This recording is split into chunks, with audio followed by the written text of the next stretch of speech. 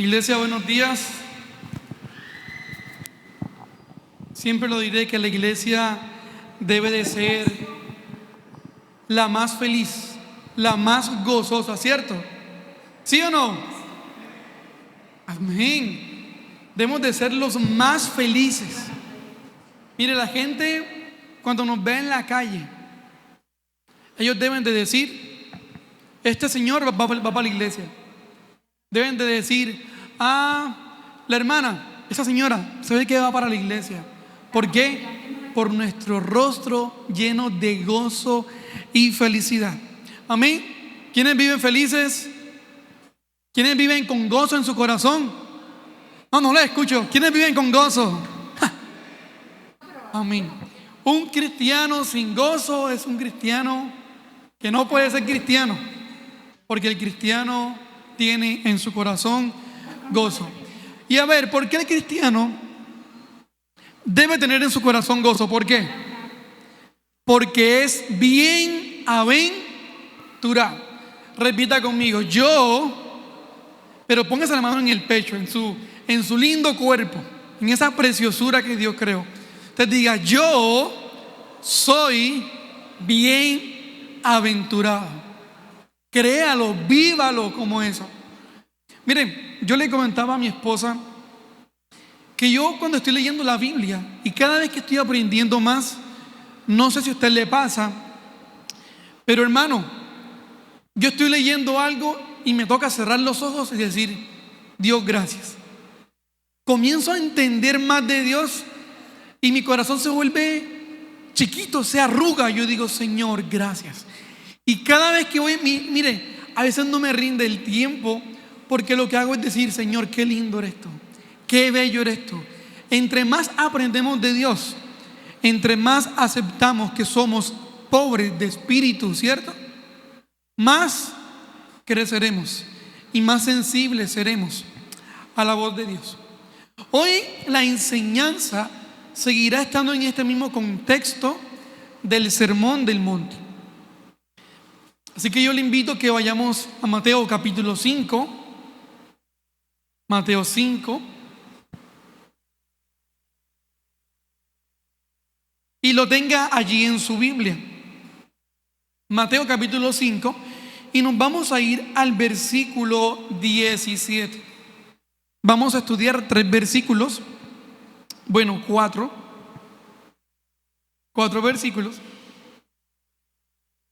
Mateo 5, versículo 17. ¿Listo? Ahora, si usted ve el título allí tiene un poquito, está muy fuerte aquí el monitor. Por favor, de un segundito, cuadro acá.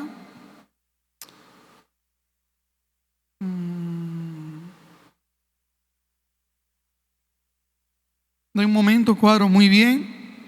Ahora sí, bueno, fue muchito allí. Hola, sí, muy bien. Sí, ahora sí, mucho mejor. Bueno, ahora, Mateo 5, versículo 17.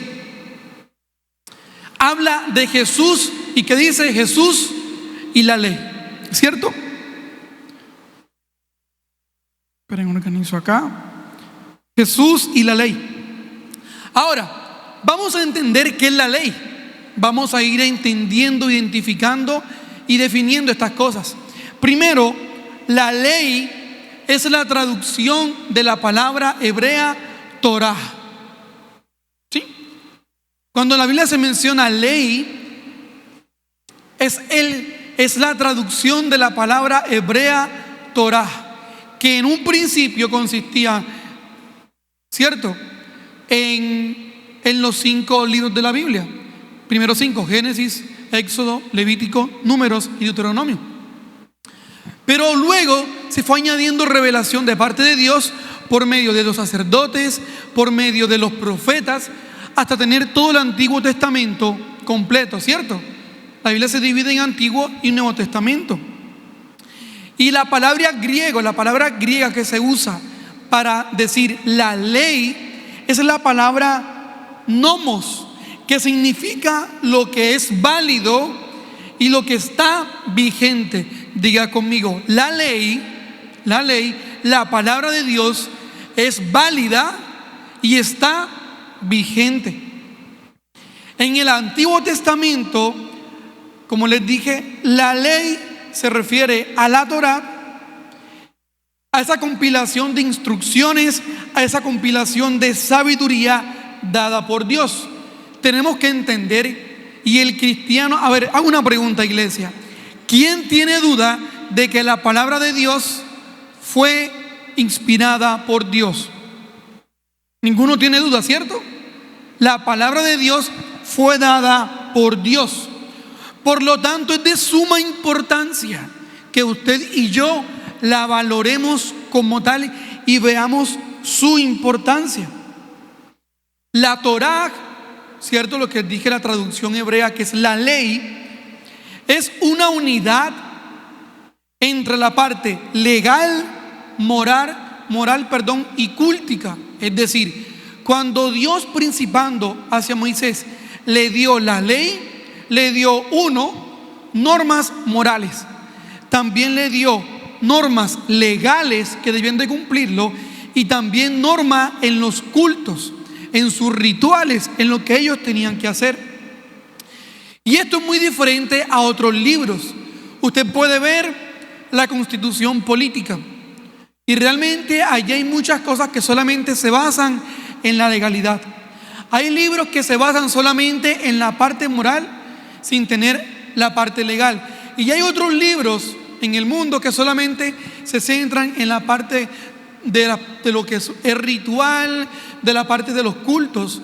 Pero la ley de Dios estaba, repito, ley moral, la ley legal y la ley cultica. Y todo esto tenía que ser cumplido por el pueblo de Israel. La ley, tenemos que entender, la ley expresa la voluntad del hombre o la voluntad de Dios.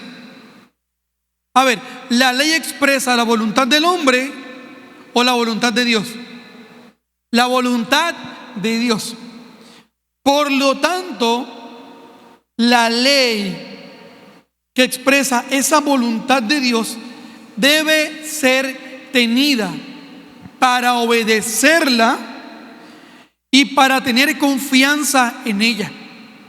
A ver, ¿quién recuerda aquí que Abraham, dice la Biblia, que por la ley fue justificado, o por el cumplimiento de la ley fue justificado? ¿Quiénes recuerdan esa parte en la Biblia? Ahora, la Biblia lo afirma, pero yo le hago una pregunta: ¿cómo por la ley pudo ser justificado Abraham si aún no había sido escrita? Porque la ley es la voluntad de Dios. Y yo le digo, ¿Abraham obedeció la voluntad de Dios, sí o no? Sí. ¿Abraham creyó en la promesa de Dios, sí o no? Por lo tanto, Abraham fue justificado porque la ley es la voluntad de Dios. ¿Usted ama la voluntad de Dios? ¿Usted obedece a la voluntad de Dios? Amén. Por eso Dios a usted le ha justificado y redimido, porque usted ha decidido amar al Señor. Tenemos que entender que la ley, repito, no se centra en solamente los primeros 5 versículos, 5 libros, de la Biblia, sino que la relación de Dios con Israel, ¿cuándo comienza? O con la humanidad, comienza en Génesis, cuando la creó. Y luego en Génesis 3:15 promete un redentor, y luego el Señor a Abraham le dice: serás una gran nación, y comienza la Biblia a relatarse. Luego por los profetas comienza el Señor a revelarnos cosas. Y no tenemos que tener, como algunas personas hacen, como algunos credos o religiones hacen, que solo tienen en cuenta el Pentateuco. No, nosotros tenemos en cuenta toda la Biblia, porque ha sido inspiración de Dios.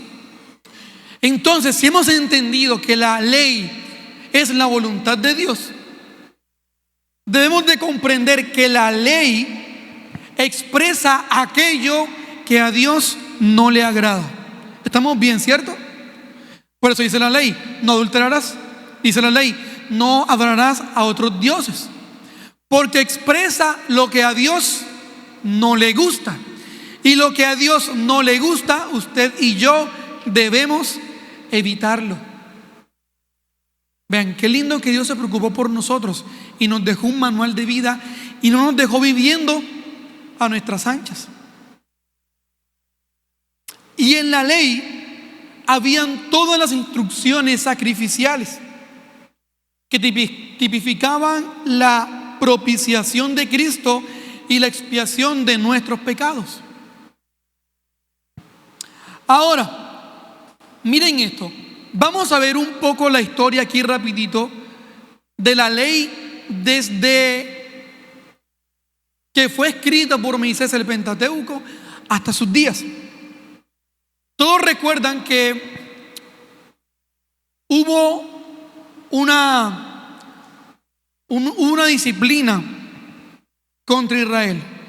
E Israel fue sacada ¿de dónde? De su lugar. Y fue llevada a cautiverio ¿por cuántos años? ¿Por cuántos años? Por 70. Muy bien.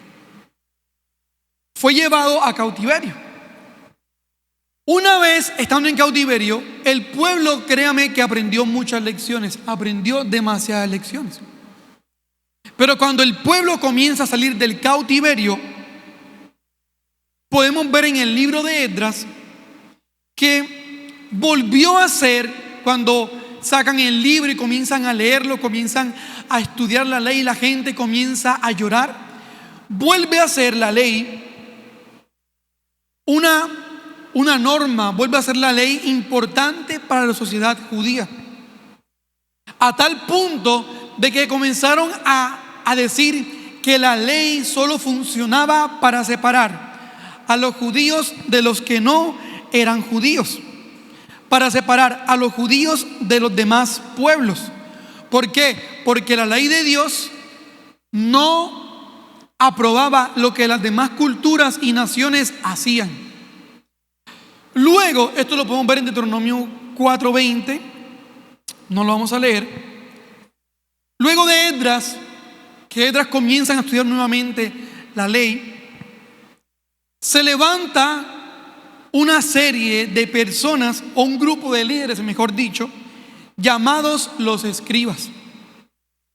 Y estos líderes comienzan a estudiar la ley, estos líderes comienzan a enseñar, pero poco a poco la ley de Dios, la palabra de Dios, fue perdiendo la relevancia que Dios le había dado. A tal punto, y lo vamos a ver más adelante, que los escribas y fariseos diseñaron su propio código moral, pensamientos de ellos, normas de ellos, y la pusieron al mismo nivel de la palabra de Dios. Yo le hago una pregunta: ¿su palabra tiene la misma autoridad que la palabra de Dios? ¿Sí o no? Repito, su palabra, sus pensamientos tienen la misma importancia que la autoridad y los pensamientos de Dios. Jamás, ¿cierto? Jamás. Nuestras normas jamás podrán estar al nivel de lo de Dios. De hecho, miren esto: comienza la ley a ser tergiversada y comienzan a levantarse diferentes escuelas o diferentes tipos de pensamiento y de interpretación a la ley. ¿Me he hecho entender? Comienza la ley a no ser interpretada correctamente, sino incorrectamente, y comienzan a añadirle a la palabra de Dios cosas que Dios no había dicho. Jesús, estando en la tierra, Jesús, mire esto, ojo con lo que voy a decir. Ojo con lo que voy a decir. Jesucristo no admitió que la ley, que solo la ley daba vida eterna. Jesús nunca admitió y nunca dijo esto. Pero yo le voy a decir por qué. Porque Jesús entendió y enseñaba que solamente la salvación venía por el arrepentimiento de pecados, venía por entender el pecado, por pedir perdón. La salvación venía cuando las personas, cuando Israel entendían que el juicio por su pecado venía de Dios, pero también la vida eterna venía de Dios. Repito, la ley por sí sola no salva. Y lo que las personas, lo que los judíos, y vamos a ver más adelante, creían era que si cumplían la ley, no importando cómo estuviera su corazón, si ellos cumplían o ellos demostraban que hacían algo, podían alcanzar la vida eterna. Y no fue así. La vida eterna solo se alcanza mediante la justificación de Cristo. Amén. Solo por Cristo es la vida eterna. Ahora, Jesús no estaba diciendo que aquel que rompiera una norma o una ley de la palabra de Dios o una demanda no fuera pecado.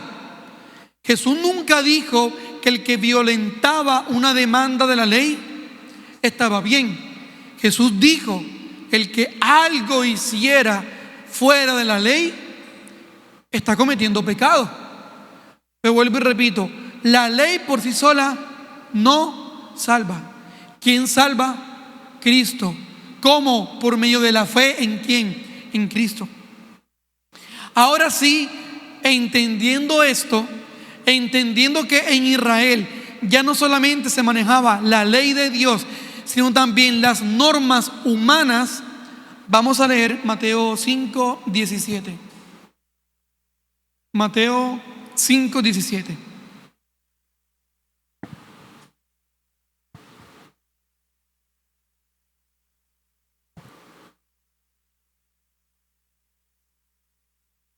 Dice la palabra de Dios: no penséis que he venido ¿para qué? ¿Para qué? Para abrogar la ley o los profetas. No he venido para abrogar, sino ¿para qué? Para cumplir. Y vamos, esta primera sección que vamos a ver es Jesús, su obediencia y el cumplimiento. Jesús, cuando dice no penséis, está diciendo no consideren, no supongan que yo he venido a abrogar. Abrogar viene en su palabra original, significa desintegrar, demoler, desvirtuar, dejar sin efecto. Jesús está diciendo a todos los que lo escuchaban en el Sermón del Monte: no piensen que yo he venido a derribar, no piensen que yo he venido, no supongan que yo he venido a denigrar, a dejar sin efecto, a desvirtuar, a demoler y a destruir la ley o a los profetas. ¿Saben por qué Jesús dijo esto? Porque Jesús estaba enseñando lo correcto delante de Dios. Y cuando ellos veían que Jesús estaba haciendo milagros, lo que Jesús enseñaba lo estaban viendo como un hombre revolucionario. Y más cuando Jesús comenzó a sanar en día de reposo. Comenzaron a acusarle diciendo: no es ilícito, no está bien que sanes en días de reposo. Pero la Biblia, la ley no decía eso. Eran consideraciones de los escribas y fariseos, porque veían a Jesús como una persona revolucionaria. Tanto así que estaban procurando matar, estaban procurando la muerte de Jesús. ¿Cuántos saben que la ley es perfecta? ¿Cuántos saben que la palabra de Dios es perfecta? Amén. Estamos muy allí conectados. Ahora, ellos pensaban que Jesús, con la nueva forma de enseñar, con la nueva forma de obrar, estaban corriendo peligro. Ellos decían: Jesús en algún punto, este hombre en algún punto va a decir que la ley no sirve para nada. Pero Jesús les dice: yo no he venido Le hago una pregunta. ¿Los fariseos o los escribas se habían pronunciado al respecto?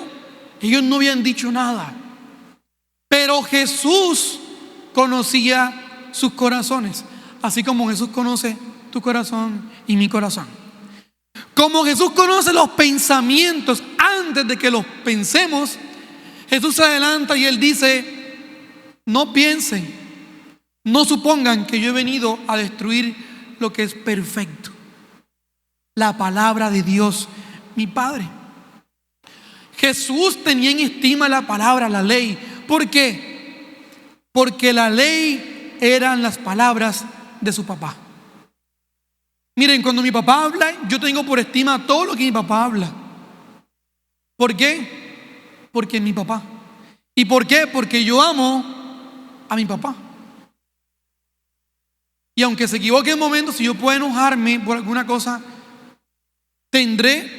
siempre mi tendencia será a tener por estima las palabras de mi papá, porque es mi padre y porque yo lo amo.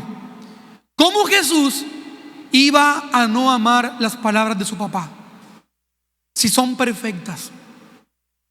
Y también dice: tampoco he venido a ir en contra de los profetas. Es más, todos los acontecimientos de la vida de Jesús, desde su nacimiento, su niñez, su adolescencia, su juventud, su ministerio, su muerte y su resurrección, toda su vida pertenece a la voluntad de Dios y a la ley. Todo lo que la ley dijo de Jesús, todo se cumplió. Absolutamente todas las cientos de profecías que habían acerca de Jesús, todas se cumplieron una en su tiempo. Es decir, que lo que Dios dice se hace a su tiempo, no a tiempo del hombre.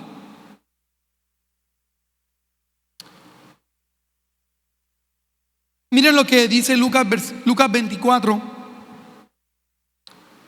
versículo 26 al 27. Se los voy a leer. Dice: ¿no era necesario que Cristo padeciera estas cosas y que entrara en su gloria? Comenzando desde Moisés y siguiendo por todos los profetas, les declaraba en todas las escrituras lo que de él decían. Ahora vamos al 44, por favor, más adelantico. Y termina diciendo: y les dijo: estas son las palabras que os hablé estando aún con vosotros, que era necesario que se cumpliese todo lo que está escrito de mí en la ley de Moisés, en los profetas y en los salmos. Es decir, Jesús no solamente amó la ley, sino que la cumplió a cabalidad. Les pregunto a ustedes, por favor, ¿los judíos creyeron en Jesús, sí o no?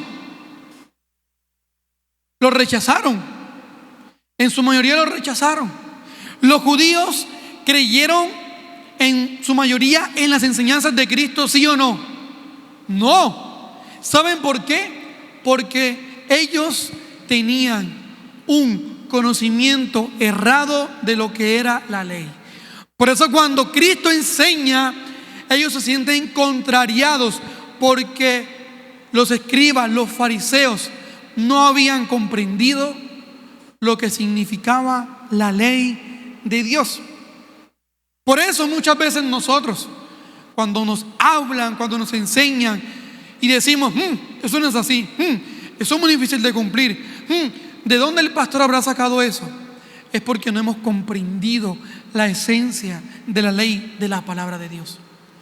Miren, ¿cómo no iban a creer ellos? Ellos decían que amaban la ley de Dios, y desde Génesis 3:15, por poner un ejemplo, Génesis 49:10, Deuteronomio 18:15 al 19, son ejemplos de que en la Torá, en el Pentateuco, desde Génesis, ya se había hablado de Jesús. Ya se había hablado de Jesús. Y ellos eran incrédulos. ¿Por qué? Porque realmente no conocían no amaban y no entendían, no estudiaban correctamente la palabra de Dios. Estos escribas y fariseos en realidad menospreciaban todo aquel que no creía en las palabras de Cristo, menospreciaban el Antiguo Testamento. ¿Por qué? Como les dije anteriormente y lo vamos a volver a ver más adelante, porque los escribas añadieron normas. Los fariseos vivían normas que la ley de Dios no avalaba. Ellos, esta es la palabra correcta, se inventaron cosas que no estaban en la Biblia. Y Jesús, que las venía a cumplir, que las venía a llenar y que era el único que podía cumplirla, a ese Jesús le están diciendo que iba en contra y que iba a destruir la ley. Mateo 15, versículo 6, Jesús dice: ya no ha de honrar a su padre o a su madre. Así habéis invalidado el mandamiento de Dios por vuestra tradición. Versículo 8 dice: este pueblo de labios me honra, mas su corazón está lejos ¿de quién? De mí. Decían que obedecían la ley de Dios, pero ¿cómo estaba el corazón de ellos? Lejos. Y recordemos que el cumplimiento de la ley no asegura la salvación. Jesús lo está dejando muy claro.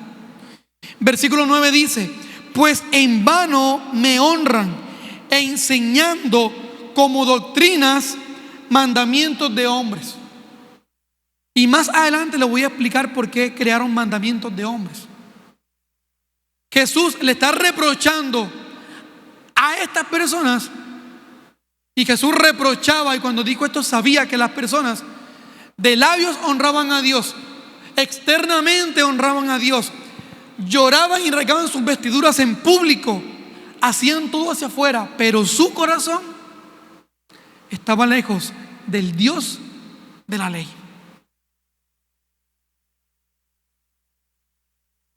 Ellos no tenían por qué pensar que Jesús estaba enseñando algo diferente, pero así lo hacían.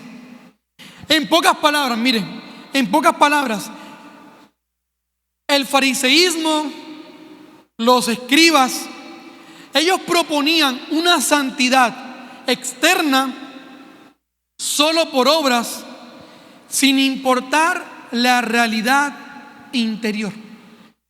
Repito, ellos proponían una santidad ¿cómo?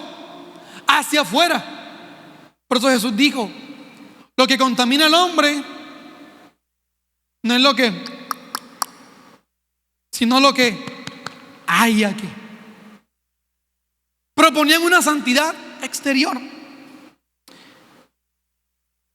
Levítico 11:44. Se los voy a leer, por favor, pueden verlo aquí. Anótenlo y lo leemos aquí en el proyector.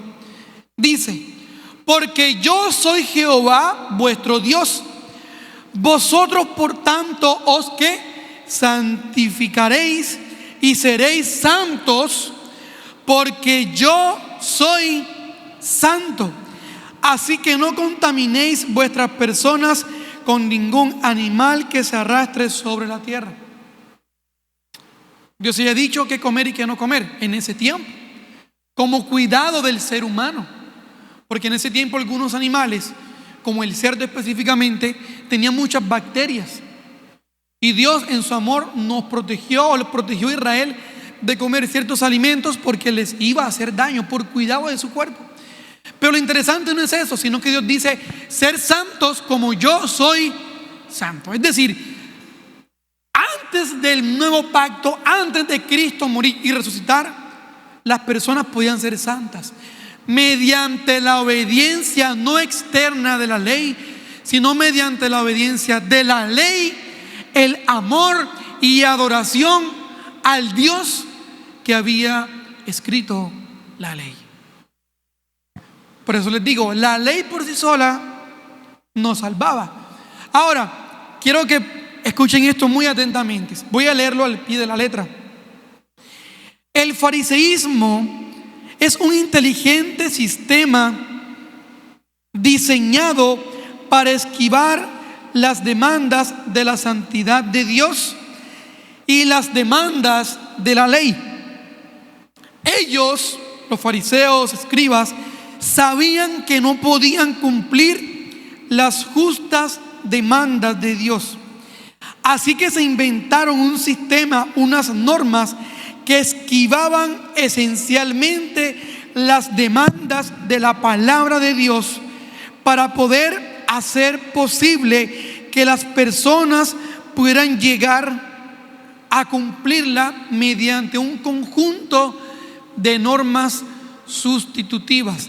Es decir, la hermana María, esto era lo que ellos proponían, un ejemplo, solo un ejemplo, o yo, la hermana María no podía dejar de robar, porque le gusta robar. Ella cree en Dios, pero le gusta robar. Que los 50, que 1.500.000. Ellos decían, no, es que es muy difícil dejar de robar, es muy difícil. Vamos a inventar otra norma que dice, un ejemplo, si tú robas y luego de lo que robaste, es solo un ejemplo, luego de lo que robaste, das a los necesitados, te has santificado. ¿Vamos a entender? Cosas que sustituían las demandas justas y santas de Dios. Se inventaron cosas que a su parecer eran buenas y las pusieron al mismo nivel que las palabras de Dios. Imagínense ustedes. Le pregunto algo. ¿Usted sería capaz de crearse normas y ponerlas al mismo nivel de Dios, y en vez de obedecer a Dios, obedecer lo que usted piensa que es correcto? Pasa mucho en nuestro entorno. Hay gente que cree que dando a los pobres está haciendo buenas obras. ¿Cierto? Que dando limosnas en las misas está haciendo buenas obras. Que no matando gente está actuando bien. Y están dejando de lado lo que Jesús reprochó: la justicia, la fe y la misericordia. Es decir, los escribas y fariseos, ellos decían, es imposible cumplir la ley de Dios, pero vamos a crearnos cosas más sencillas para así sentir que estamos bien. ¡Qué belleza! ¡Qué belleza!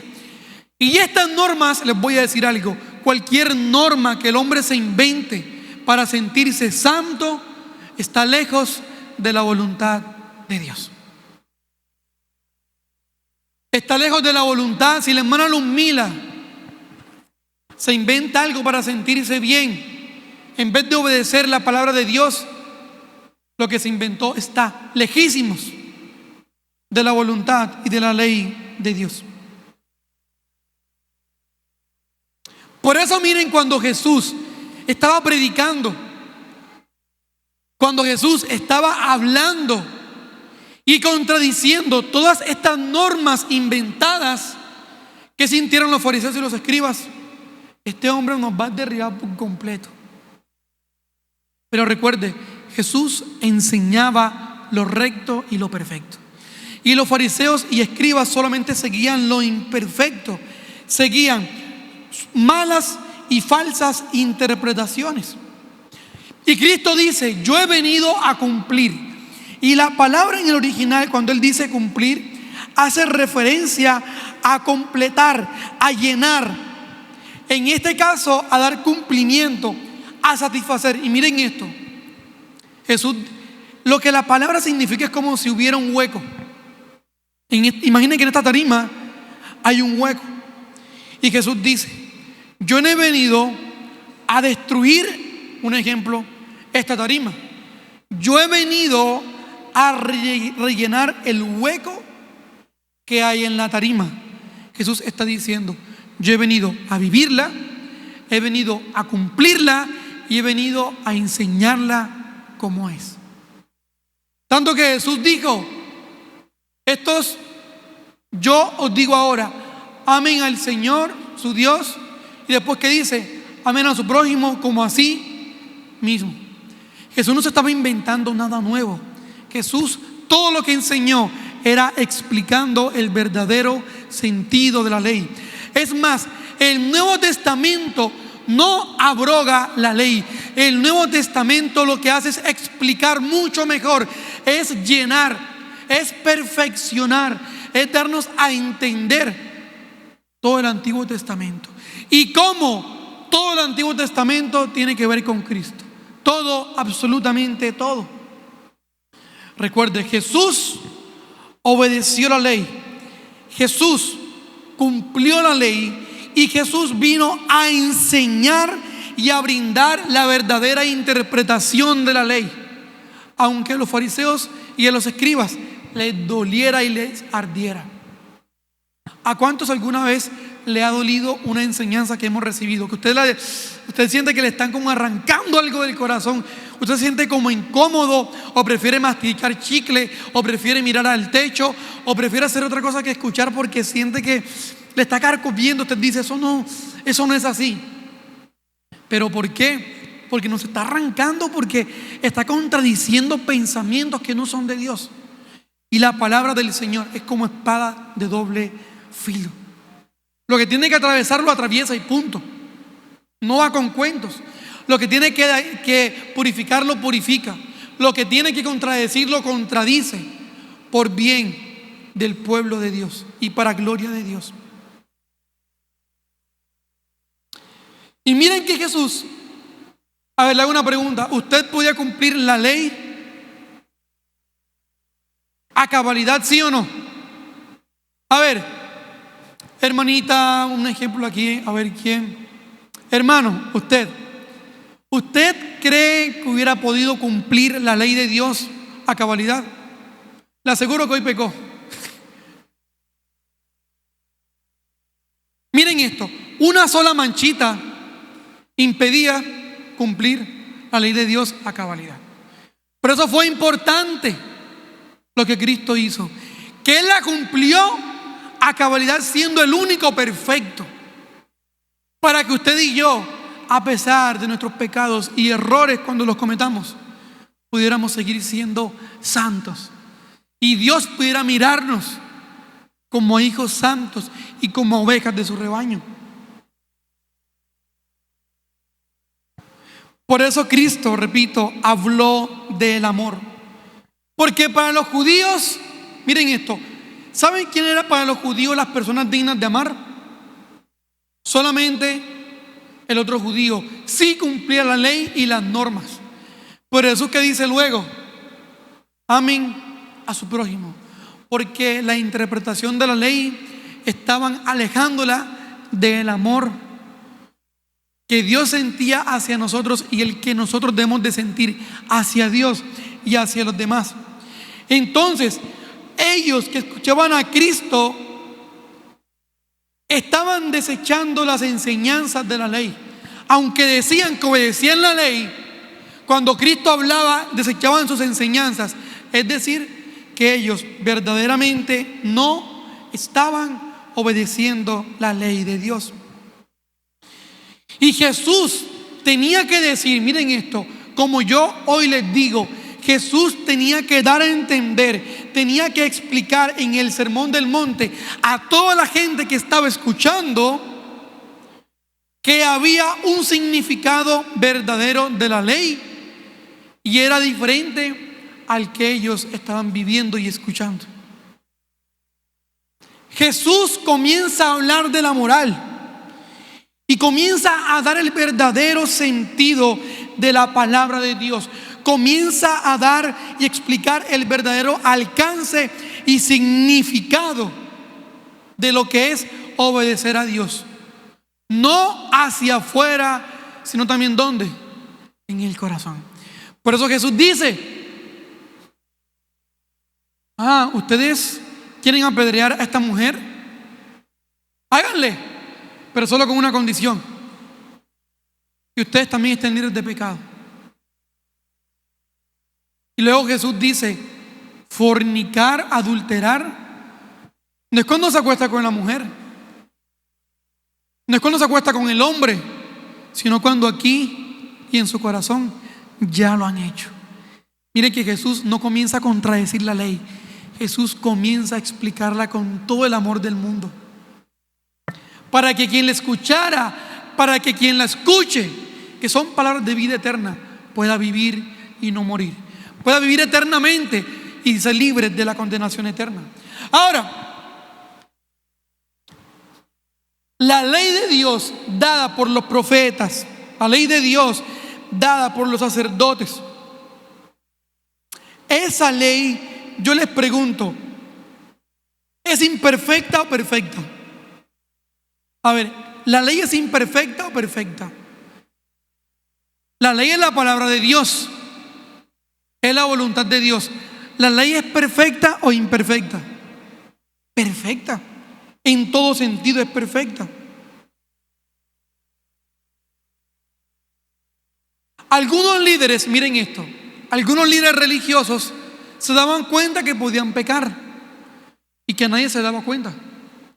Y como nadie se daba cuenta, ellos decían, seguro en la ley hay algunos baches porque yo hice esto y no me pasó nada. Es más, habían promesas y profecías dadas a Israel como nación que aún no habían llegado. Ellos que decían, parece que a la ley le hace falta como que algo, parece que uno puede quebrantar la ley y no tener ningún tipo de consecuencias. Parece que no todo en la ley se va a cumplir. Es lo que ellos pensaban. Ellos decían, en la ley dice, en la palabra de Dios dice que Israel, que nosotros seremos una nación libre, que seremos una nación fuerte, una nación liderada por Cristo, y que cuando venga Cristo nos va a libertar. Ellos esperaban que Cristo viniera en un caballo, tal vez caballo de fuego, y dijera, Romanos, fuego del cielo, ¡guau! Meteoritos del cielo, ¡guau! Sufre. Ellos estaban esperando todo esto, que Jesús viniera con una espada y mochara cabeza por aquí, ¡guau! Cabeza por acá, ¡guau! Brazo por aquí, ¡guau! Sangre por aquí, por acá, y Jesús conquistando naciones con ejércitos. Y ellos decían, Señor, nos has prometido que seremos una nación grande, libre, pero aún estamos a merced de otros. Aún dependemos de otros. Estamos dependiendo de los romanos. Yo creo, o sea, lo que ellos pensaban, ellos dirían, creemos que algo en la ley puede faltar, porque esto no se ha cumplido.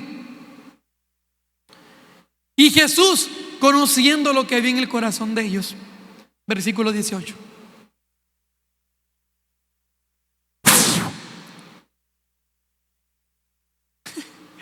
Versículo 18, miren lo que dice. Porque de cierto, estamos en Mateo 5, versículo 18. Porque de cierto os digo que hasta que pasen el cielo y la tierra, ni una jota ni una tilde pasará de la ley hasta que todo se haya cumplido. Amén. Hasta que hoy todo se haya cumplido. Está declarando Jesús. Cuando Jesús dice que no pasará nada hasta que todo se haya cumplido, Jesús está diciendo que toda la escritura, todo lo que está impreso en la escritura, tanto en el Antiguo Testamento y les aseguro que en el Nuevo, todo allí, cada promesa, cada juicio, cada bendición, el reino y la gloria, todo se va a cumplir. Repito, el pensamiento de los judíos, de los escribas y fariseos, ¿cuál era? Que habían cosas de la ley que no se iban a cumplir, que habían cosas de la ley que se las podían pasar por la cuerda. ¿Y por qué les digo que es así? Porque si hubieran entendido que la ley era para cumplirla, no se hubieran puesto a inventar cosas. Se hubieran preocupado más por obedecer de corazón a Dios que por inventarse cosas humanas. Y Jesús dice, todo, mire, les voy a decir que nos quede claro, todo cuanto está en la Biblia, todo se va a cumplir, o ya cosas se cumplieron, otras se están cumpliendo y otras se cumplirán. Pero todo en la Biblia, todo se va a cumplir. Segunda de Pedro, por favor. Segunda de Pedro, capítulo 3. Capítulo 3. Del 10 al 13. Anótelo por allí. Miren lo que dice. Qué tremendo esto. Pero el día del Señor vendrá como ladrón en la noche, en el cual los cielos pasarán con gran estruendo y los elementos ardiendo serán deshechos. La tierra y las obras que en ella hay serán quemadas. Esto pasará en la tierra. Versículo 11 sigue diciendo: puesto que todas estas cosas han de ser desechadas, ¿cómo no debéis vosotros andar en santa y en piadosa manera de vivir? Esperando y apresurándoos para la venida de Dios, en el cual los cielos encendiéndose serán deshechos y los elementos siendo quemados se fundirán. Versículo 13, mire lo que dice: pero nosotros esperamos según sus promesas cielos nuevos y tierra nueva, en los cuales mora la justicia.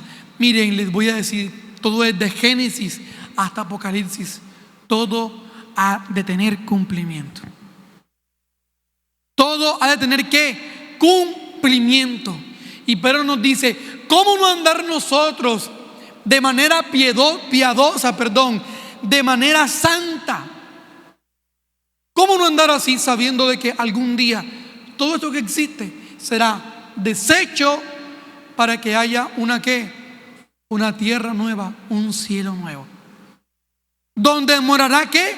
La justicia. Y miren esto, ya la ley que habla del pecado, ya la ley que habla de ser santos, miren esto, ya no va a ser requerida por nosotros. ¿Saben por qué? Porque nosotros estaremos en donde mora la justicia. Me he hecho entender, ¿cierto? Ahora hay que seguirla porque tenemos que obedecerla, pero todo se cumplirá. Y cuando estemos en la presencia del Señor cara a cara, hermanos, no hay palabras para describir lo que nuestro corazón va a sentir en ese momento. Es más, la Escritura es inquebrantable. La Escritura es ¿qué? Inquebrantable. Es un hecho, tenemos que entender que la Escritura no cambiará, porque la Escritura es palabra de Dios. Hay una palabra que es inmutabilidad, significa que las cosas no cambian. La palabra de Dios no cambia. ¿Por qué no cambia? Porque es palabra de Dios. Recordemos, Dios es eterno, ¿sí o no? Dios es eterno, amén. Amén. Dios es eterno, amén. Por lo tanto, sus palabras también son eternas. Mire esto, la ley de Dios no es afectada por el tiempo. Siempre permanece igual y es importante. ¿Saben ustedes que hay pastores, hay denominaciones, hay iglesias, hay sectas que dicen que no se debe predicar del Antiguo Testamento? Pues sépalo. Hay pastores que ya no predican del Antiguo Testamento porque dicen, eso ya pasó de moda, pero están violando que la palabra de Dios es eterna. Hermanos, la palabra de Dios no envejece. Usted y yo nos ponemos viejitos, con arruguitas, ya que no podemos en momentos caminar, ya que hacemos así en la cama, en la mañana nos tiembla todo. Es más, recién levantados no podemos ni estirarnos. Usted ya sabe por qué, ¿es cierto? Porque estirado queda, el calambre queda miedo. La palabra de Dios no envejece como tú y como yo. La palabra de Dios permanece siempre intacta. Qué belleza, ¿no? O sea, miren, entendamos que qué bendición que lo que nos rige a nosotros, que esas normas morales, que la ley de Dios, que la palabra de Dios no cambia cada tanto de tiempo, sino que siempre permanece igual. Usted y yo estaríamos en un lío si la palabra de Dios cambiara cada 100 años. Usted y yo estuviéramos en un lío si la palabra de Dios cambiara cada nuevo año que pasa. Que para el 2026 cambie todo. Esto sería un lío, esto sería un caos. Pero nuestro Dios es un Dios limpio, es un Dios íntegro, es un Dios perfecto que va en contra del caos. Y sus palabras permanecen ¿qué? Siempre y para siempre. Es más, la palabra de Dios no pierde fuerza. Aquí en la iglesia, y hablo por esta iglesia, podemos predicar del Antiguo Testamento y usted y yo siempre seremos confrontados. Aquí nunca dejaremos las palabras de la ley del Antiguo Testamento, nunca las dejaremos, porque allí encontramos a Cristo. Miren, hermanos, es que tenemos que entender, Cristo está en todo el Antiguo Testamento. Todo el Antiguo Testamento tiene que ver con Cristo, absolutamente todo. Los sacrificios, los cultos, el templo, la construcción del templo, genealogías, promesas, profecías, todo tiene que ver con Cristo, absolutamente todo. Y yo, como líder, como hombre de casa, como sacerdote, como cristiano, yo cómo puedo decir que la palabra de Dios y que el Antiguo Testamento ha perdido fuerza. Perdemos fuerza nosotros, que no somos inquebrantables. Perdemos vitalidad nosotros, pero la ley de Dios permanece siempre intacta y con el mismo poder y con la misma potencia salvadora. Amén. Entonces, ¿la palabra de Dios cambia, sí o no? No. Si Dios es eterno, sus palabras son eternas. Si Dios nunca cambia, sus palabras nunca cambiarán. Y este era el miedo de los escribas y fariseos. Ahora viene el Señor a cambiarnos las cosas. Jesús dice: no, Señor, se las vengo a explicar mejor. Gálatas 4, versículo 4 es un ejemplo de que la ley de Dios, que la palabra de Dios no envejece, es eterna. Pero cuando vino el cumplimiento del tiempo, pero cuando vino el cumplimiento del tiempo, Dios envió a su Hijo, nacido de mujer y nacido ¿bajo qué? Bajo la ley. Miren que la Biblia dice: y cuando vino el cumplimiento del tiempo, es decir, cuando vino el tiempo determinado con Dios, se cumplió lo que la ley, lo que la Biblia, lo que la palabra de Dios decía. Repito, no porque hayan cosas que aún no se han cumplido, no significa que no se cumplirán. Lo que significan es que a su tiempo se van a cumplir. Y este pensamiento es lo que los judíos, los fariseos, los escribas pensaban.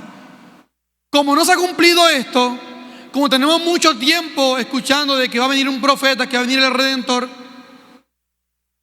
aquí en la ley hay problemas.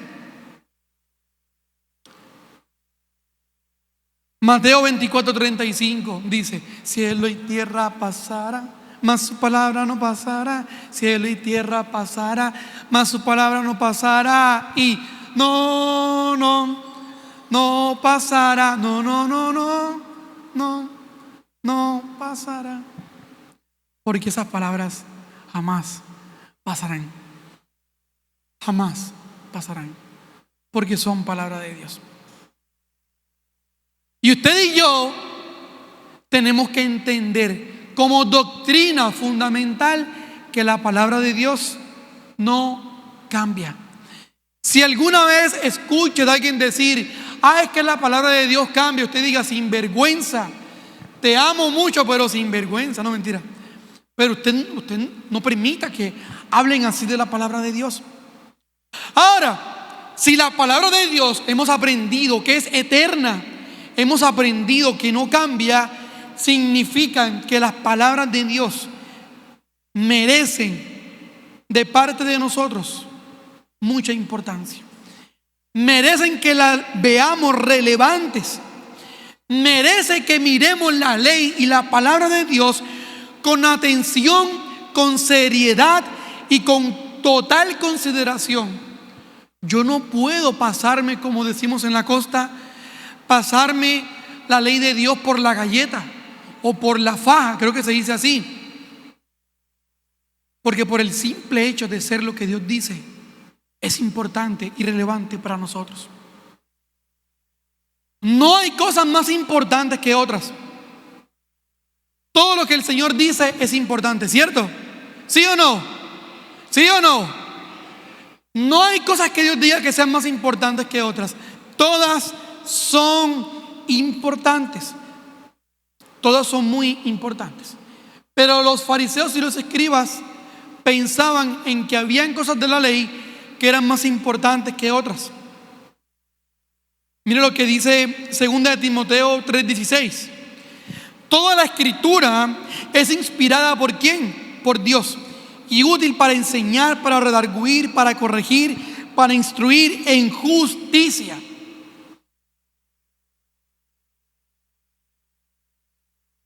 Toda es ¿qué? Útil para enseñar. Toda es útil porque viene de el Señor. Y miren esto. Cuando la Biblia dice que ni una jota, ¿cierto? Versículo 18. Y ninguna tilde, segundo por aquí, es porque la jota era la letra más pequeña del alfabeto hebreo. La jota era un trazo, miren, literalmente la jota era hacer ya.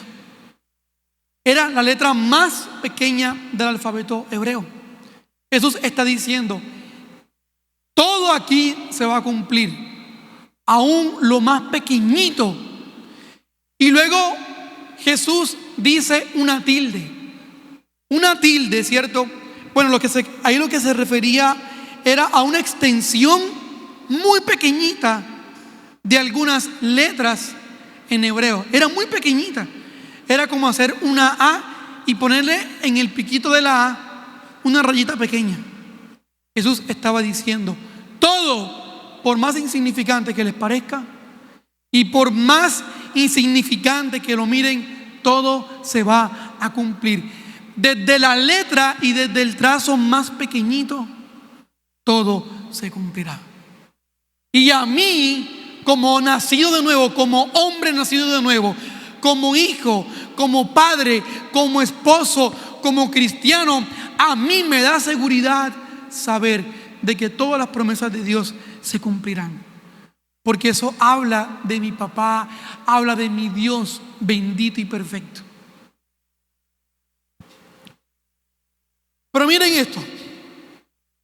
En el versículo 19 dice, de manera que cualquiera que quebrante uno de estos mandamientos muy pequeños y así enseñe a los hombres, muy pequeño será llamado en el reino de los cielos. Mas cualquiera que los haga y los enseñe, este será llamado grande en el reino de los cielos. Vamos a leer de nuevo. De manera, versículo 19, que cualquiera que quebrante uno de estos mandamientos muy pequeños y así enseñe a los hombres, muy pequeño será en el reino de los cielos. Mas cualquiera que los haga, es decir, que los cumpla y los enseñe, este será llamado grande en el reino de los cielos. Le hago una pregunta. ¿Usted quiere ser llamado pequeño en el reino de los cielos? ¿Ah? ¿Usted quiere ser llamado pequeño en el reino de los cielos? Yo no quiero. ¿Usted quiere? Bueno, yo espero eso. Cuando la Biblia dice que de grandes y pequeños mandamientos, ¿cierto? Y pequeños y grandes, es porque para los líderes judíos, para los líderes religiosos de ese tiempo, ellos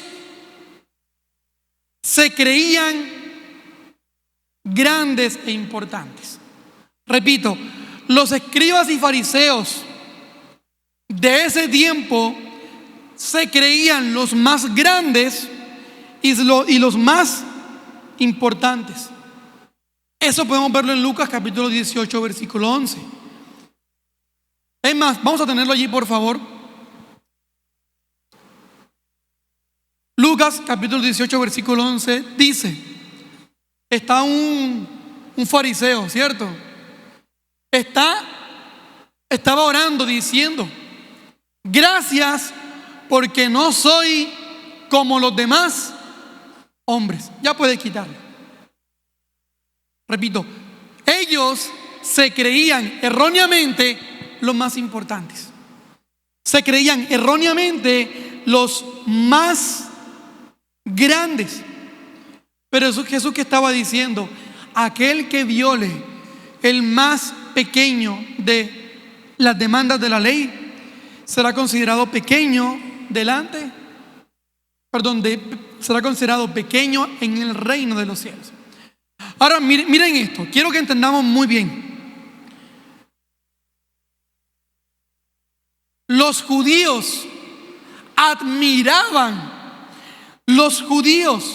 consideraban también grandes a los escribas y fariseos por su comportamiento estricto y por su apariencia de piedad.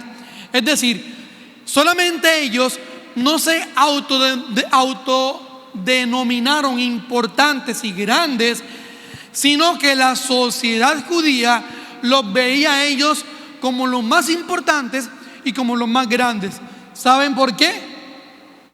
Porque los veían que en su comportamiento era como estricto, era decir, yo no voy a hacer esto, yo no voy a hacer lo otro, porque en público se rasgaban sus vestiduras, porque si habían ayunado, mostraban cuánto tiempo habían ayunado. A ellos les encantaba demostrar y tener una apariencia de piedad. Pero Jesús comienza a exhortarlos, porque Jesús les dice, no es por lo externo, no es por obras, no es por apariencia, es por la fe en Cristo. Ustedes recuerdan, ¿cierto?, que les había comentado de que los judíos, los escribas y fariseos, promovían una santidad como externa, ¿cierto? Es decir, promovían el que podían ser santos haciendo cosas y que por eso se inventaron una serie de normas. Bueno, Jesús sabía lo que ellos pensaban. Jesús sabía que lo de ellos era apariencia. Y Jesús comienza a decirles, si hay alguno aquí de los que me está escuchando que viola alguna demanda de la ley y enseña que se pueden violar estas demandas, serán pequeños en el reino de los cielos. Jesús les está diciendo, ustedes que se creen grandes e importantes, ustedes que ven a los escribas y fariseos como grandes, como admirables, les voy a decir algo. Si ellos violan el más sencillo, el más pequeño o la más pequeña de las demandas, ellos no serán considerados grandes en el reino de los cielos. Y peor, si enseñan que ustedes las pueden violar. Y les voy a decir esto: todo mandamiento que procede de Dios no puede ser visto como pequeño. Todo mandamiento que procede de la ley de Dios, de la palabra de Dios, no puede ser vista como ¿qué? Como pequeña. ¿Por qué? Porque sale de la boca de Dios. Y este era un error de la sociedad. que tenía algunos mandamientos más importantes que otros. Y tenía más importancia sus propios pensamientos que lo que Dios demandaba de ellos. Es más, les voy a poner un ejemplo. Habían demandas de la ley que eran sencillas. Les voy a decir una demanda que los judíos consideraban pequeña. Y está en Deuteronomio, no lo lea, solo anótelo. En Deuteronomio capítulo 22, versículo 6. ¿Saben en qué consistía esta demanda? En lo siguiente.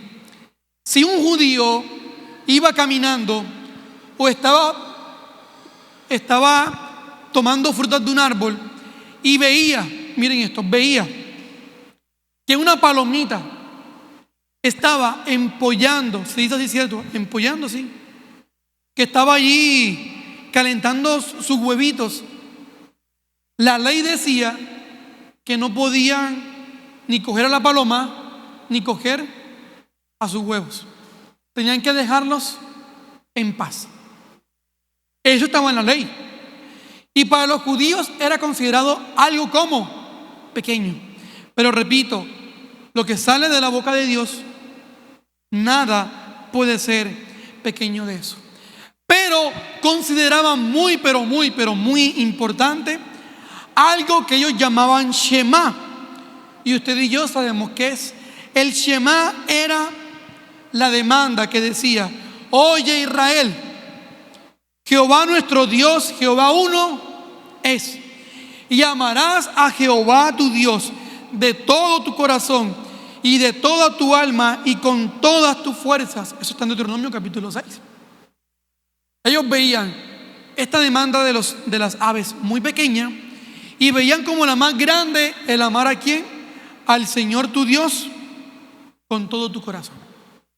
De hecho, ustedes recuerdan en la parábola del buen samaritano, Jesús le pregunta a un escriba: ¿tú qué crees que es? ¿Cómo crees que puedes llegar a la vida eterna? Y el escriba le dijo: no, amando al Señor con todo nuestro corazón y amando al prójimo, ¿cierto? Para ellos esta ley era la más importante y gran importancia tiene, pero repito, todo lo que sale de la boca de Dios es que importante, todo es que relevante y todo lo debemos de cumplir, de obedecer. Por tanto, mire esto, Jesús cuando dijo que aquel que viole el más pequeño de los mandamientos, es como Jesús está diciendo un ejemplo. Un ejemplo no, más bien es la verdad. Jesús está diciendo, desde la ley que controla la casa de los pájaros hasta la ley que ustedes llaman la más importante, todas tienen el mismo valor delante de los ojos de Dios. ¿Y no le parece que usted y yo somos así? Que somos tan libres para mentir a cualquier ratico, pero decimos: no, Señor, yo soy bueno porque yo no he matado a nadie todavía. Algunos dicen: todavía no he matado a nadie. No dicen yo nunca he matado, sino que dicen: todavía no he matado a nadie. En estos días en la escuela de nivel 3 nos reímos porque propusieron un caso muy fuerte sobre la misericordia, sobre qué haría una persona en esa situación. Y un hermano, yo sé que jocosamente, yo lo sé, el hermano dijo: tendrá que morirse. O sea, lo hizo muy jocosamente, yo lo sé. Pero hay personas que no lo dicen jocosamente. Hay personas que ni siquiera le cierran la puerta a las cosas más atroces. Se ven con la capacidad de hacerla, no porque son humanos, sino porque se ven demasiado defectuosos en su corazón. Y Jesús dice: pueblo, fariseos, escribas, judíos, Israel, toda la palabra de Dios merece el mismo respeto. Amén. Toda la palabra de Dios merece el mismo respeto. Tanto el no asesinar, el no matar, como la siguiente palabra, que dice: no salga de vuestra boca ninguna palabra ociosa, sino la que imparta gracia y sea de edificación para quien la escuche. No matamos a las personas, pero sí nos atrevemos a decir: mira tú, en la calle tal vez amigos, antes de ser cristianos, nos dicen: hey tú, y nos dicen una vulgaridad, ¿cierto? Y uno dice: hey, ¿qué? Y le responde igual. Y entonces no asesinamos y nos sentimos muy bien, no robamos y nos sentimos muy bien, pero en nuestra boca no respetamos al mismo nivel el no decir vulgaridades. Sí me debo entender, ¿cierto? Porque la tendencia es a mirar como más importante lo que es casi imposible de hacer para nosotros. Pero lo que es sencillo, lo que hacemos continuamente, tendemos a normalizarlo. Es más, le voy a decir esto: en la parte sexual, el mundo considera más pecado acostarse con un hombre o con una mujer que ver pornografía o masturbarse. El joven dirá: no, yo me masturbo, pero al menos yo no estoy con una mujer, al menos yo no estoy con muchas mujeres como otros. ¿Qué es eso? Pecado es pecado aquí y en la Conchinchina. Y el respeto de Dios es para todo lo que ha salido de su boca. Amén. Ahora, no solamente estaba exhortando a estas personas por creerse los más importantes, los demás pechitos, los que no caminaban sino como que levitaban, ¿cierto? Sino que Jesús también está exhortándolos, porque no solamente infringían la ley en las cosas más pequeñas y otros en las cosas más grandes, sino que enseñaban que se podían infringir las leyes. Enseñaban que eran al mismo nivel de importancia las normas que ellos crearon que la palabra de Dios. Y Jesús dice, volvamos al versículo 19: mas cualquiera, dice, sí, de principio, de manera que cualquiera que quebrante uno de estos mandamientos muy pequeños, ¿cierto? Es decir, cualquiera que los quebrante y así enseñe, es decir, no solamente yo lo quebranto, sino que yo le enseño. Dice la Biblia que Jesús lo reprochó mucho, porque mire, si hay algo malo, más malo, podemos decirlo aún, más perverso que pecar, es enseñarle a otro a pecar. Aunque no le pongamos al otro el cuchillo aquí para pecar, porque ninguno le pone el cuchillo aquí a otro para pecar, ninguno. Todos pecamos porque se nos dio la gana, ¿cierto? Para decirlo así. Ay, que es que yo pequé porque es que, pastor, si usted supiera todo lo que yo he sufrido. Mentira, todos pecamos porque lo quisimos hacer. Nadie nos obligó, nadie nos apuntó con una pistola para pecar, nadie. Pecamos porque así lo decidimos. Y ahora dice Jesús: ustedes no solamente infringen las demandas de la ley, sino que enseñan a otros a que las puedan desobedecer, a que las puedan despreciar, a que puedan verla no con la importancia que tiene. Repito, la palabra de Dios es importante toda, ¿sí o no? Que eso nos quede muy claro.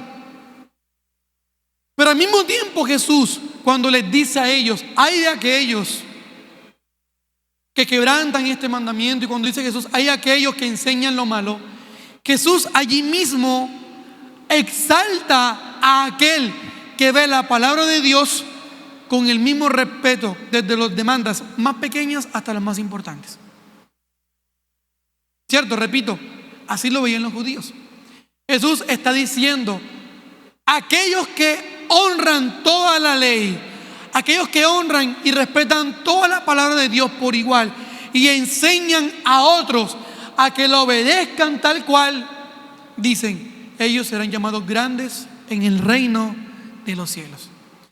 Las palabras de Jesús estaban humillando a los que se creían grandes, a los que se creían importantes.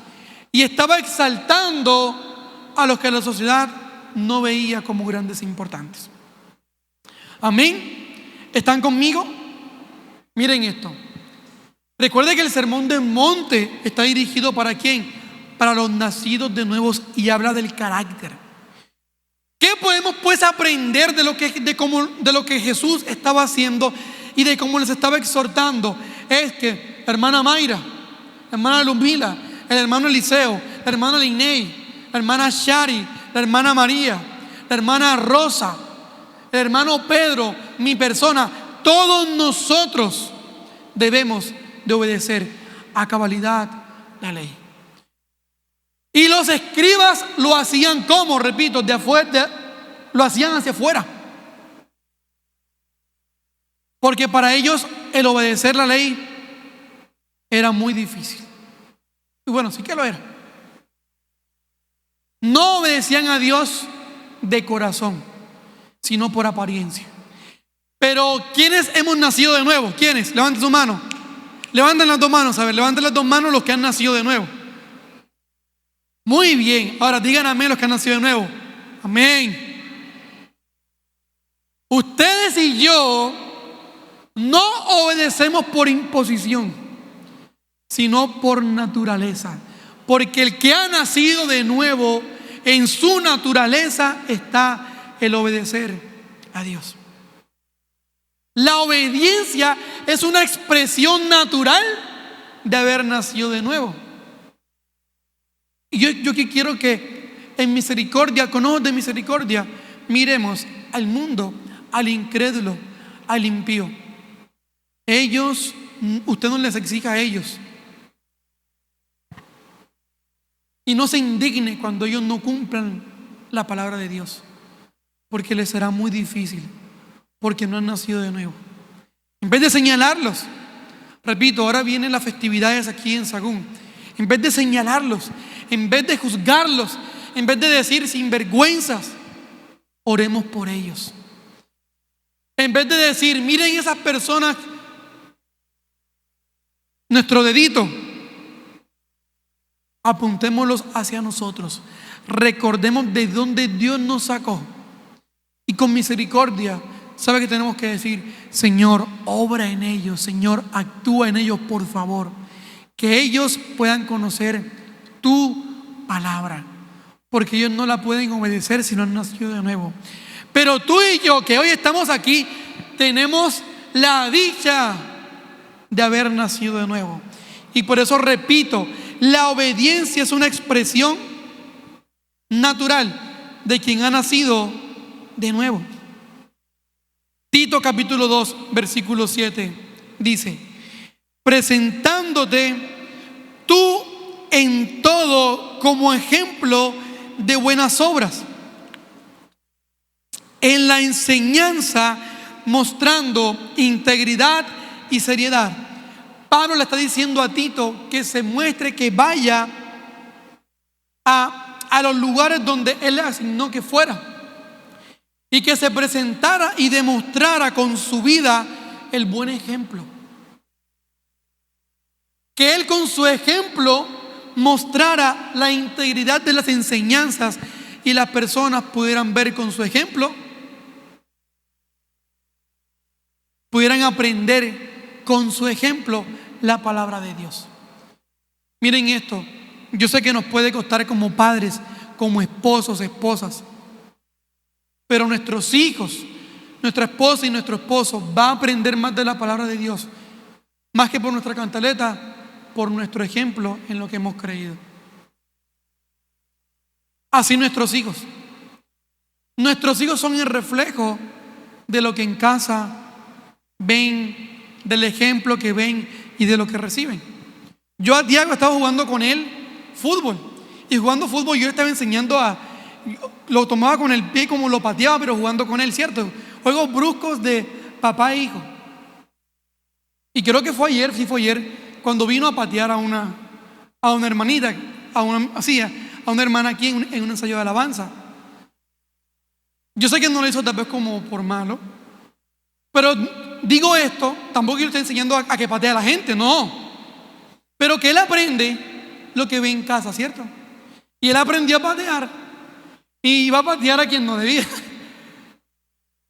Bueno, en la casa nuestros hijos aprenden de lo que se nutren. Yo sé que algunos de nosotros recibimos el Evangelio muchos años más tarde. Y nos puede pesar a nosotros el no haber levantado a nuestros hijos con principios bíblicos. Pero hermanos, la misericordia de Dios también está para tus hijos. Y les digo, más que la cantaleta, es el ejemplo de vivir las Escrituras. Amén. No hay peor descrédito, mire esto, no hay peor descrédito o vergüenza al enseñar que enseñar algo que no vivimos. Repito, no hay mayor desprestigio para un maestro el enseñar algo que no vivimos o que no estamos luchando por vivir o que no deseamos vivir. ¿Por qué? Porque el que está enseñando debe de vivir lo que enseña. El que está enseñando debe ser confrontado por lo que está enseñando. Si usted enseña a sus hijos a amar a Dios, usted tiene que amar a Dios y también tiene que confrontarse cuando se equivoca. Si usted enseña a sus hijos a pedir perdón, usted tiene que estar dispuesto a pedirle perdón también a sus hijos. Pero aquel, como los escribas y fariseos, que predicaban cosas y no la vivían, era una vergüenza. Estaban desdibujando a Dios por medio de sus enseñanzas. Y sé que somos imperfectos, y sé que a veces nos equivocamos, y le voy a decir algo. Hablaba con el pastor Hugo en estos días también. No porque una persona se equivoque en algo significa que no es lo que dice ser. No porque en un momento yo no tenga un acto de misericordia, no quiere decir que yo no sea misericordioso. Quiere decir que allí me equivoqué.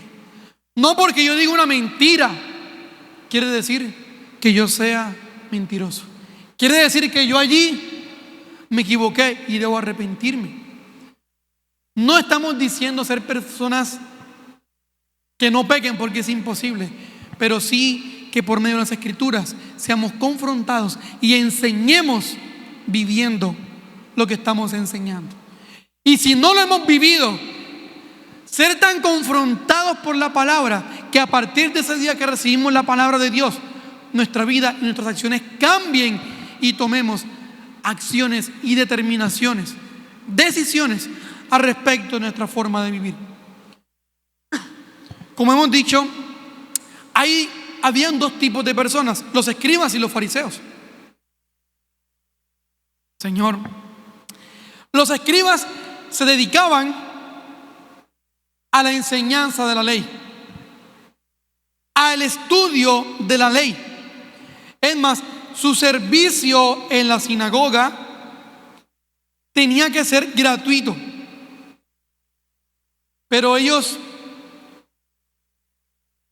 recibían por sus servicios, algo que no era lo que Dios quería. Algunos de los escribas eran miembros destacados de la sociedad de Israel. Otros hacían parte de la Corte Suprema de Justicia, llamada Sanedrín. ¿Qué función cumplían los escribas? 3 funciones. 1, ellos perseveraban en la ley. Ellos copiaban a pulso la ley de Dios. A pulso. Ellos reproducían, eran las impresoras de ese tiempo. Tienen que tener buena caligrafía, tienen que tener buena comprensión del idioma, tienen que ser muy preparados porque ellos copiaban. Es más, algunos se sabían de memoria. Bueno, Gamaliel, se dice que Gamaliel, el que fue el profesor de Pablo en la ley, de memoria se sabía todo el Pentateuco. Ellos tenían que memorizar también gran parte del Pentateuco. Ellos no podían equivocarse al transcribir la ley de Dios. Ellos como les dije, enseñaban la ley. Ellos interpretaban la ley. Ellos los llamaban para poder participar en juicios, como se hace hoy en día, ¿cierto? El juez, ellos los llamaban para poder decir en el juicio lo que era o lo que pensaba o lo que no pensaba Dios acerca de esa circunstancia o acerca de ese caso. Ya podemos imaginarnos cómo es la justicia. Si ellos no tenían claridad de la justicia y malinterpretaban mal la ley, ¿cómo ha de ser la justicia? No era justicia. A ver, ¿qué más? Ellos tenían que aplicar la ley. Como les digo, ellos en los juicios los llamaban, ellos decían, la ley tal dice esto, esto, esto y esto. O decía, la demanda tal del Talmud, que eran sus normas, dice esto, esto y esto. Vuelvo y repito, la justicia y la integridad de esos juicios no era certera. ¿Por qué? Porque estaban bajo malas y falsas interpretaciones. Y de hecho muchos escribas sacaban provecho de las viudas en la parte económica y del pueblo en la parte económica, cuando ellos tenían que hacer el servicio de una forma gratuita y no por lo que recibían. Y de los fariseos, miren esto, los escribas eran parte de los fariseos, pero era un grupo diferente. Los fariseos, su nombre significa separados. Ellos se consideraban, los fariseos se consideran superiores. ¿Y cómo los cogió Jesús? No sean como los fariseos. Tremenda cachetada. Los fariseos se dieron cuenta que ellos no podían cumplir lo que Dios requería. Y por eso que hicieron ellos, repito, ¿qué hicieron ellos? Crearon normas humanas para así poder cumplir esas normas humanas y sentirse santos. Establecieron un sistema que sustituía toda la ley de Dios, parecido a lo que hoy vivimos. Hoy el mundo está creando normas para sustituir la ley de Dios. Estamos creando artículos en la ley y el mundo que están suplantando lo que realmente es importante, y es obedecer a Cristo. Y lo peor es que ellos estaban enseñando estas normas humanas como doctrina. Es decir, tanto los fariseos como los escribas vivían una justicia correcta e incorrecta. A ver, les pregunto, ¿los escribas y fariseos vivían una justicia correcta o incorrecta? ¿Cómo? Levanten la mano los que dicen que era una justicia correcta. Levanten la mano los que han entendido que la justicia de estos grupos era una justicia incorrecta. Recordemos que ellos hacían de forma exterior, pero en su corazón no obedecían a Dios. La justicia de estos grupos era meramente una apariencia externa de piedad. La justicia de ellos era una apariencia. Ellos procuraban justificarse y presentarse como ejemplo de la conducta delante de los hombres, pero Dios conocía cómo eran sus corazones. Ellos solo hacían manifestaciones externas. Su justicia consistía en satisfacer la mente basada en razonamientos engañosos. Es más, les voy a decir esto.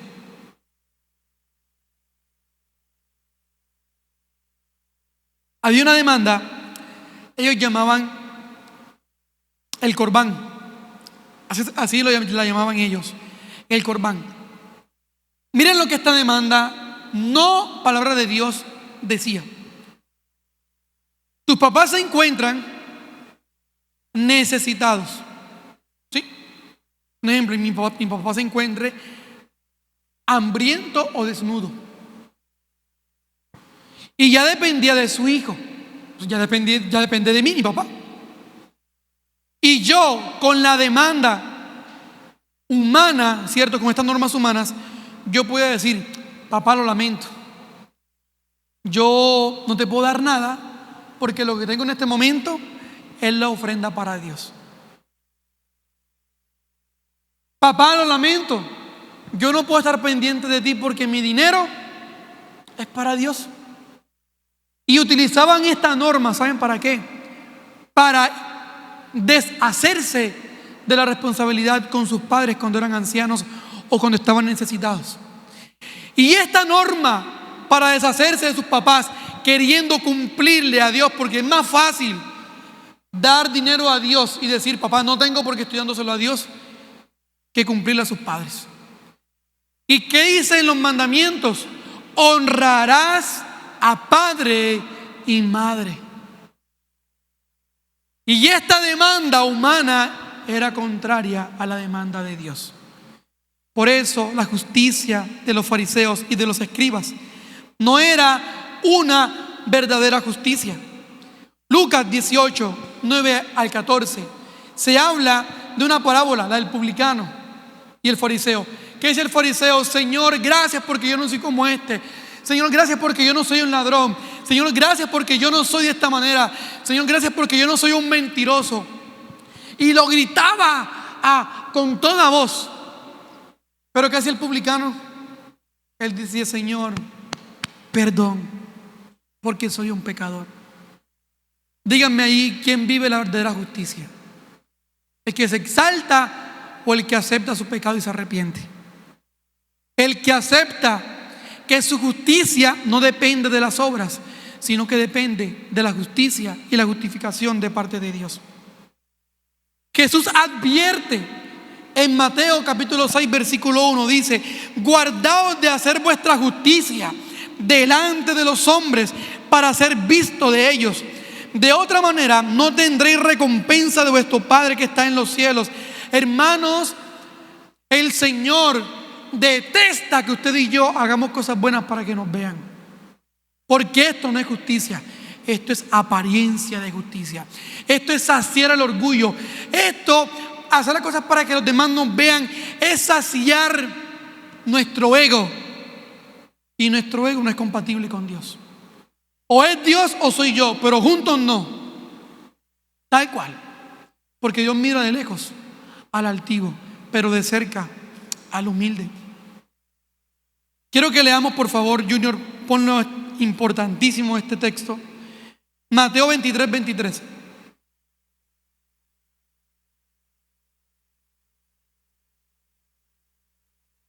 Leámonos todos juntos, por favor.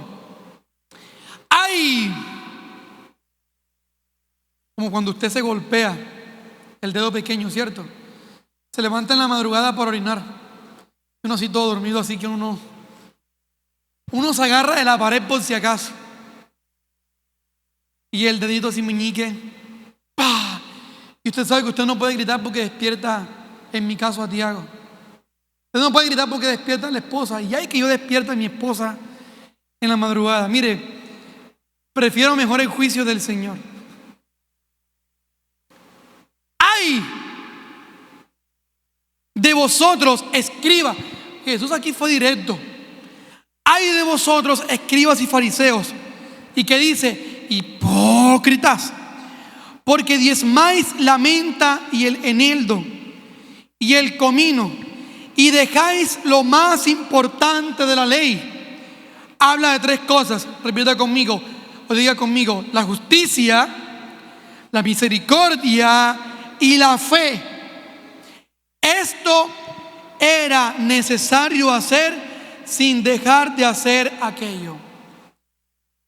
Jesús no está diciendo que está mal diezmar de la menta, que está mal diezmar del eneldo o del comino. Pero estas hierbas eran las más pequeñas. Se podían cultivar ni siquiera en un campo, sino en un jardín. Y los fariseos diezmaban hasta de las semillas de esas hierbas, pero habían olvidado la justicia, la misericordia y la fe. Eran meticulosos con el diezmo. Que miren, Jesús no los critica por hacer esto. Jesús dice, está bien que lo hagan, pero hagan esto sin dejar de hacer de lo que son cosas relevantes, que es la misericordia, la justicia y la fe. Es decir, los escribas y fariseos no vivían en justicia. Primero, no obedecían la ley, no interpretaban bien la ley. Tercero, satisfacían su mente y su lógica cumpliendo con demandas humanas. Y cuatro, producto de esto, habían dejado y olvidado lo más importante de la ley: la justicia, la misericordia y la fe. Usted y yo hemos nacido de nuevo, amén. Por lo tanto, no podemos olvidar la justicia, la misericordia y la fe. Yo les hago una pregunta: ¿cómo estamos usted y yo de justicia? ¿Cómo estamos en nuestra obediencia? ¿Cómo estamos en nuestra fidelidad a Dios? A ver, ¿aparentamos piedad en nuestro rostro y con nuestras acciones, o nuestro corazón es verdaderamente piadoso? ¿Somos justos hacia afuera, aunque nuestro corazón esté odiando por dentro? ¿O nuestra justicia es externa e interna? ¿Valoramos como hijos de Dios toda la palabra de Dios, o preferimos estudiar aquello que nos conviene? Como tú eres bendecido, nación santa, pueblo adquirido, quedarán a tu lado 1000 y 10,000, pero a ti no llegarán, ¿cierto? Seremos como árbol plantado, y nos gustan los salmos por esto, porque nos levantan. Y lo que no nos gusta, decimos, son muy complicados. Hermanos, hasta una genealogía en la Biblia es importante y es relevante. ¿Cuál es nuestra ley? Queridos hermanos, usted y yo, ¿qué ley estamos viviendo? ¿La ley del hombre o la ley, lo que es la palabra de Dios? A ver, ¿qué doctrina estamos siguiendo nosotros? ¿La doctrina del pastor de Facebook? ¿La doctrina del pastor de YouTube, porque tiene muchos seguidores? ¿La doctrina de qué libro? Que me recomendaron un libro increíble, Los 10 machetazos de Cristo. Me recomendaron un libro increíble, De paraco a pastor, de delincuente a sacerdote. Yo no digo que no leamos libros, ¿cierto? Del llanto al gozo, yo no digo que no leamos libros. De la cautividad a la libertad, yo no digo que no. Lo que yo digo es que tenemos que valorar la palabra de Dios, a tal punto de poder desechar lo que leamos y no sea correcto. ¿Sabían que hay personas que basan su vida no en la Biblia, sino en un libro de la Biblia? Los mormones no basan su vida en la Biblia, basan su vida en muchos libros que le añaden a la Biblia. Y así muchas otras más religiones y sectas. Le hago una pregunta: ¿cuál es nuestra ley? ¿La tradición? Con todo respeto les digo esto: el mal de ojo no existe. No, yo me voy a poner una pulserita para que no le hagan mal de ojo a mi hijo. ¿Cuál mal de ojo? Menos mal no había nada. Algunos seguimos la ley de la tradición y no la ley de Dios. Hoy el Señor nos dice: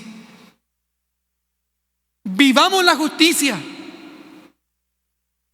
obedezcamos la ley desde el corazón hacia afuera, disfrutemos el obedecer a la ley y seremos llamados grandes en el reino de los cielos. ¿Saben qué? Yo anoche dije: Señor, no somos salvos por obra, ¿cierto? Somos salvos por gracia y por la justificación de Dios y por la fe en Cristo. Pero hay cosas en la tierra que si las hacemos y obedecemos, seremos llamados grandes en el reino de los cielos. Y yo anoche decía: Señor, tengo muchos planes para hacer, pero anoche yo determiné: Señor, los voy a hacer con todo el amor, con todo el gozo, con todo mi ser, porque yo quiero que tú me llames a mí grande en el reino de los cielos. Y la determinación de ser llamados grandes en el reino de los cielos no es para que nuestro ego crezca, sino es para glorificar a Dios. ¿Usted quiere ser llamado pequeño en el reino de los cielos? No obedezca la palabra de Dios. Deseche algunas cosas. Es más, usted no quiere, hablo aquí a los creyentes, si alguno de los que me está escuchando aún no ha entregado su vida a Cristo, entregue su vida a Cristo, porque le espera una vida llena de gozo y con la facultad de poder obedecer y así poder vivir una vida de bienaventurado, una vida feliz. Hoy el Señor nos dice: vivamos la verdadera justicia. Hoy el Señor nos dice: amemos la justicia. Desechemos la justicia del mundo porque esa perece, pero amemos, sigamos y obedezcamos la palabra de Dios, porque en ella hay justicia. Ponte de pie, por favor. Padre, en esta mañana hemos sido instruidos por ti, Padre, por tu ley, por enseñanzas que no pasarán de moda, por enseñanzas, Dios, que no pasarán, por enseñanzas que no se acabarán, que no perderán fuerza, sino, Señor, enseñanzas que siempre son relevantes. Padre, hoy hemos sido confrontados como fueron confrontados los escribas y fariseos del tiempo de Jesús. Señor, nosotros no queremos vivir una justicia aparente. Dígale a Dios, abra su boca. Allí, adolescente, niño, adulto, abre tu boca y dile: Señor, yo no quiero vivir una justicia aparente. Yo no solamente quiero actuar por actuar. Yo no quiero tener una apariencia de piedad, Señor.